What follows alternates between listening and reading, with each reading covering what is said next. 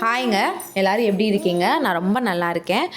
இது என்னோட மருதமலை முருகனை பார்க்குறதுக்கு ஃபஸ்ட் டைம் போகிறேன். ரொம்ப சந்தோஷமாக இருந்துச்சு. திடீர் பிளான் இது. மருதமலைக்கு வந்து இப்போ 5 மணிக்கெலாம் நம்ம ரீச் ஆகிட்டோம். அங்கேருந்து மலை ஏறுறதுக்கு நம்ம பஸ்ஸில் தான் போய்கிட்டு இருக்கோம். நடந்தும் போகலாம், பட் ரொம்ப லேட் ஆயிரும். அதனால் நம்ம வந்து வேனில் போயிட்டோம். அங்கே வேனில் போயிட்டு மலை மேலே அங்கேருந்து படி ஏறி தான் நம்ம முருகனை பார்க்க போகணும். படி ஏறி முருகனை பார்க்க உள்ளே போனோன்னே அங்கே வந்துட்டு ஒரு முருகன் இருக்கார். முருகன், வள்ளி, தெய்வானை 3 பேரும் சேர்ந்து காட்சி அளித்தாங்க. அதுக்கப்புறம் வந்துட்டு மேலே ஒரு 10 ஸ்டெப்ஸ் மேலே ஏறி போனோம்னா அங்கே தான் முருகன் இருக்கார். அங்கே வந்து அவர் என்ன அலங்காரத்தில் இருந்தார்னு பார்த்தீங்கன்னா விபூதி அலங்காரத்தில் இருந்தார். ரொம்ப அழகாக இருந்தார்.